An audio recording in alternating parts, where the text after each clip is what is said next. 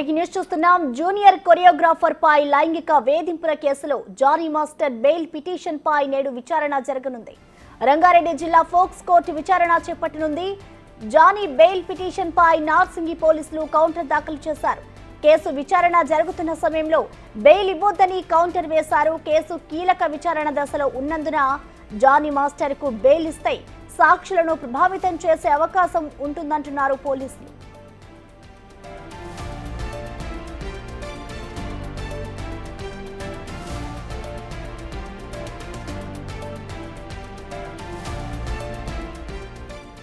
పోలీసులు Johnny master ను మరోసారి కస్టడీకి కోరే అవకాశాలున్నాయా?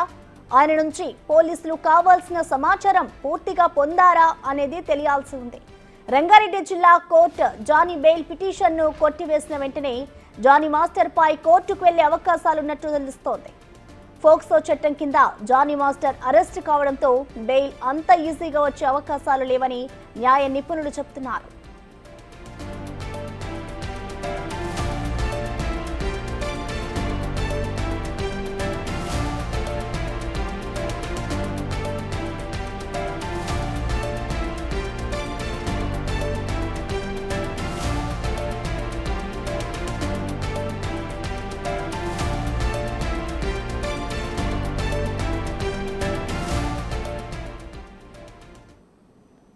దీనికి సంబంధించిన కంప్లీట్ డీటెయిల్స్ ని మా ప్రతినిధి సురేష్ లైవ్ ద్వారా అందిస్తారు. సురేష్, చెప్పండి, ఇవాళ జానీ మాస్టర్ బెయిల్ పిటిషన్ పై అయితే కోర్టులో విచారణ జరగబోతోంది. మరి జానీ మాస్టర్ కి బెయిల్ వస్తుంది అనుకోవచ్చా సురేష్?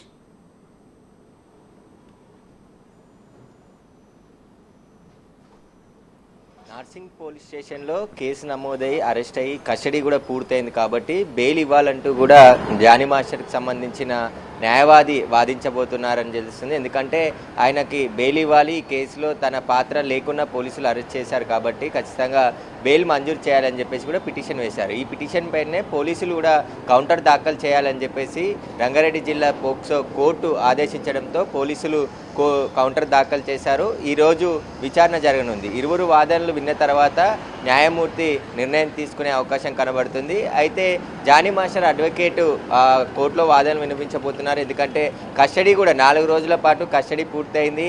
ఇంకా విచారించాల్సిన అవసరం జానీ మాస్టర్తో ఏమీ లేదు కాబట్టి ఖచ్చితంగా ఆయనకు బెయిల్ మంజూరు చేయాలని చెప్పేసి కూడా ఆయన వాదన వినిపించబోతున్నారు. అయితే పోలీసులు కూడా అంటే కేసు చాలా కీలక దశలో ఉంది, ఇంకా సాక్ష్యాధారాలు సేకరించాల్సిన అవసరం ఉంది కాబట్టి ఈ సమయంలో జానీ మాస్టర్కు బెయిల్ ఇవ్వద్దు అంటూ చెప్పేసి కూడా వాళ్ళు కౌంటర్ దాఖలు చేశారు. అయితే పోలీసులు వాదనలు అదేవిధంగా పీపీ వాదనలతో పాటు జానీ మాస్టర్ న్యాయవాది వాదనలు కూడా విన్న తర్వాత న్యాయమూర్తి నిర్ణయం తీసుకునే అవకాశం కనబడుతుంది.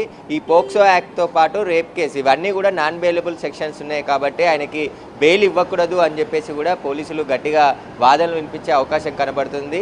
దీనికి సంబంధించి మరికొద్ది సేపట్లోనే రంగారెడ్డి జిల్లా పోక్సో కోర్టుకు సంబంధించి వాదనలు జరగబోతున్నాయి. ఎందుకంటే ఉప్పర్పల్లి కోర్టులో జ్యుడిషియర్ పోక్సోకు సంబంధించింది లేదు కాబట్టి రంగారెడ్డి జిల్లా పోక్సో కోర్టులోనే ఈ కేసుకు సంబంధించి బెయిల్ పిటిషన్పై విచారణ మరికొద్ది సేపట్లోనే ప్రారంభం కాబోతుంది. మరోవైపు జానీ మాస్టర్కి సంబంధించి అనేక ఆధారాలు ఇప్పటికే నార్సింగ్ పోలీసులు సేకరించే ప్రయత్నం చేశారు. ఆయన 4 రోజుల పాటు కస్టడీలో విచారించి ఈ కేసుకు సంబంధించిన పూర్తి ఆధారాలని తీసుకునే ప్రయత్నం చేశారు. కానీ జానీ మాస్టర్ తాను ఏ తప్పు చేయలేదు, నేను అత్యాచారం చేయలేదు, నాపై కావాలని కేసు పెట్టారు, దీని వెనకాల ఎవరో ఉన్నారని చెప్పేసి కూడా ఆయన పోలీసులకి స్టేట్మెంట్ ఇచ్చినట్టు తెలుస్తుంది. ఆ జానీ మాస్టర్ కన్ఫెషన్ స్టేట్మెంట్ను కూడా పోలీసులు కోర్టుకు సమర్పించడం జరిగింది. దానికి సంబంధించి కోర్టు విచారణ అనంతరం బెయిల్ ఇస్తుందా లేదంటే రిమాండ్ ఆల్రెడీ ఈ నెల అక్టోబర్ 3 వరకు కూడా ఉంది కాబట్టి ఆ బెయిల్ మళ్ళీ రిమాండ్ పొడిగించే అవకాశం ఉందా అనేది కూడా తెలియబోతుంది. దీనికి సంబంధించి జానీ మాస్టర్ న్యాయవాది మాత్రం ఖచ్చితంగా బెయిల్ మంజూరు చేసే విధంగా వాదనలు వినిపించే అవకాశం కనబడుతుంది.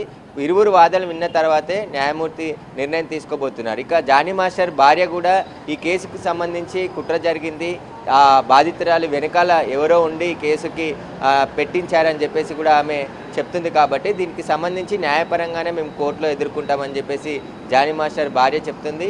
ఇక అత్యాచారం జరిగింది, తనకు మైనర్ ఉన్న సమయం నుంచే జానీ మాస్టర్ తనపై లైంగిక దాడికి పాల్పడ్డాడని చెప్పేసి బాధితురాలు ఫిర్యాదులో పేర్కొంది. ఆమె ఇచ్చిన ఆధారాలన్నిటిని కూడా కోర్టుకు సబ్మిట్ చేశారు పోలీసులు. Thank you Suresh.